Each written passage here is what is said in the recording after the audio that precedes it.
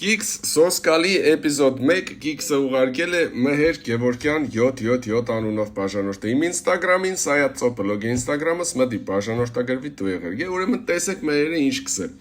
Կսե աղբեր ջան, պապիկի անունը Պապկեն է, ինչի աբո կսե, բերեք հլը լսենք։